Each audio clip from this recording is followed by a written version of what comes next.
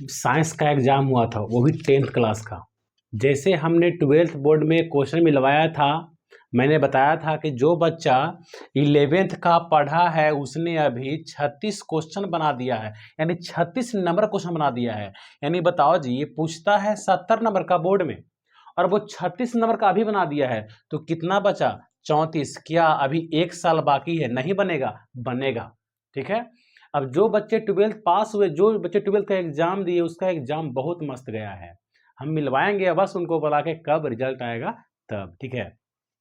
आज 10th का exam हुआ। 10th में हमें बहुत अच्छा लगा कि मैंने जो पढ़ाया, जो मैंने सिखाया, जो मैंने बताया, एग्जाम में आया। एग्जाम में आया और लेसन से बना।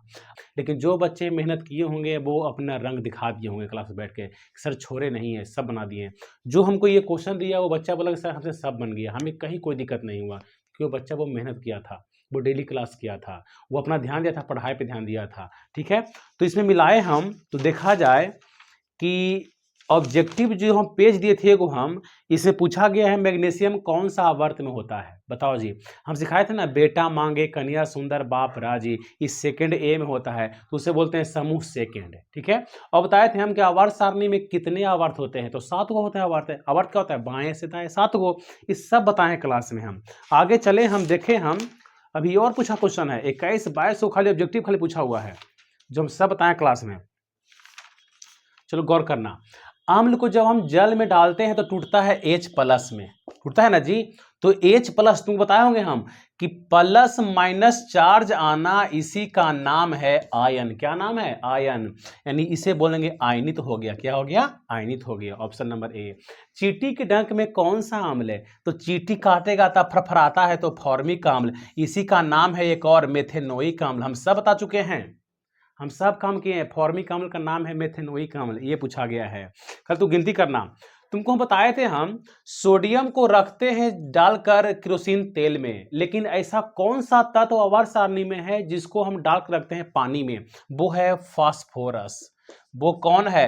फास्फोरस। ये हम कई बार हर एक क्लास में पूछते हैं, लेकिन से हम क्वेश्चन, चाहे 10th का हो चाहे 11 12th का, पूछते हैं कि बताओ जी आवर्त सारणी में ऐसा कौन सा तत्व है जिसे जल में डालकर रखा जाता है? सब बोलता है सोडियम। सोडियम को रखते हैं तेल में डालकर, जल में कौन डलाएगा? तो उसका नाम है श्वेत फास्फोरस, उजला फास्फोरस को। ये हम कई बार क्लास में नाम लेते हैं, आप याद करिए, हमेशा बताएं हम।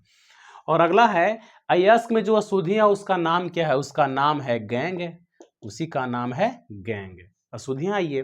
और फिर है कि किस धातु को चाकू से आसानी से काटा जाता है? तब वो कौन है? सोडियम है। हम आपके क्लास में है ना एक्सपेरिमेंट किए होंगे, शुरू काटे होंगे और डाले होंगे जल में, तो ब्लास्ट किया होगा, याद करिए आप।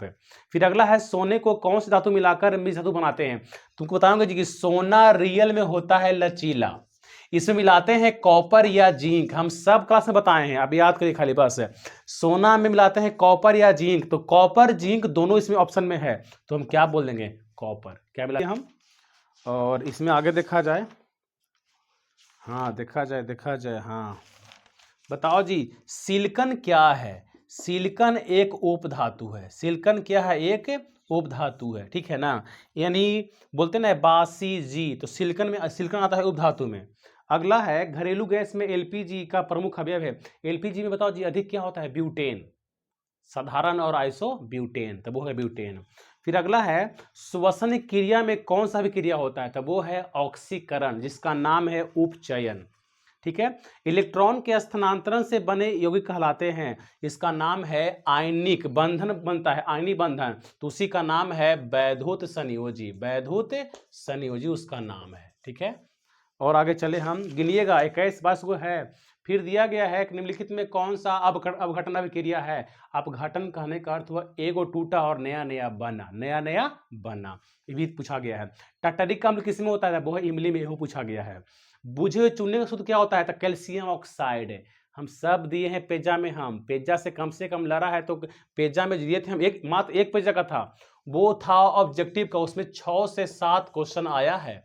मात्र एक नजर देखो और इतना क्वेश्चन बनाओ।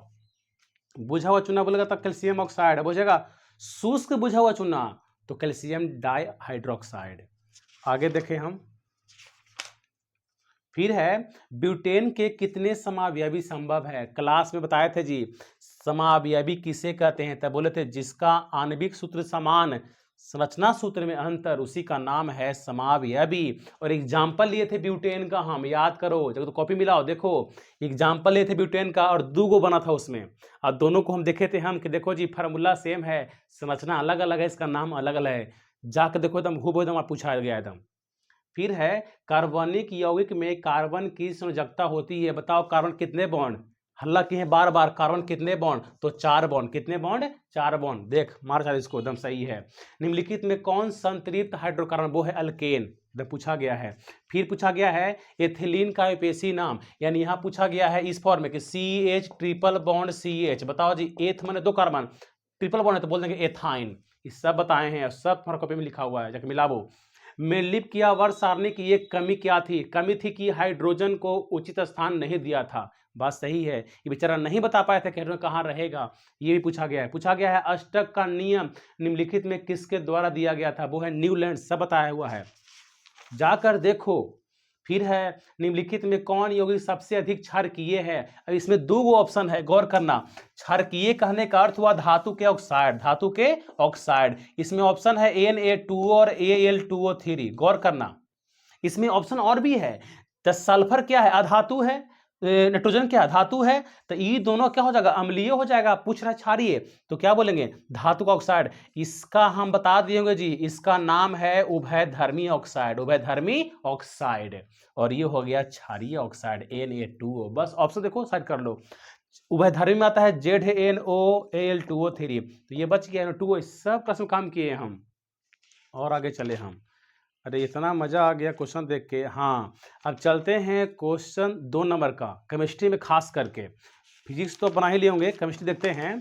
केमिस्ट्री में आप गौर करिएगा, पूछा गया है रासायनिक समीकरण से प्राप्त होने वाले 3 सूचनाओं को लिखे, ये आप लिख दिए होंगे, गारंटी हमको है।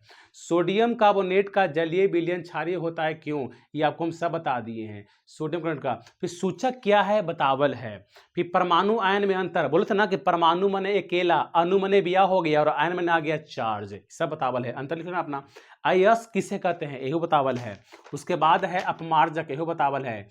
ये सब कम किया गया है। और यहाँ रहा 5 नंबर में, भौतिक और रासायनिक गुणों के आधार पर धातु एवं धातु के अंतर स्पष्ट करें। देखो एकदम पूछा गया, एकदम एकदम चैप्टर पूछा गया, एकदम 5 नंबर में ये, यानी कम से कभी मिलाएं हम तो 31 नंबर का क्वेश्चन है ना, केमिस्ट्री का है, एक बन जाएगा, एक भी नहीं छूटेगा। बस आप जो हम पढ़ाए हैं कॉपी नहीं, कॉपी मिलाइए और देखिए, क्योंकि हम प्योरली पढ़ाते हैं सिलेबस, आपको एक भी क्वेश्चन बाहर नहीं जाएगा, पूरा गारंटी मेरा 100% है।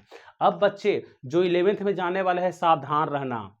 11th में केमिस्ट्री को 3 भाग में बांटा गया है, फिजिकल, ऑर्गेनिक और इनऑर्गेनिक। यदि आप चाहते हैं कि तीनों चैप्टर, तीनों टॉपिक अच्छे से पढ़ लें, तो हमको आप एक बार मौका अवश्य दीजिएगा और आकर देखिएगा रियल में केमिस्ट्री क्या होता है, वास्तव में बेसिक क्या होता है। ये मेरा ओपन चैलेंज है आपको, और गारंटी है 100% मेरा, ठीक है।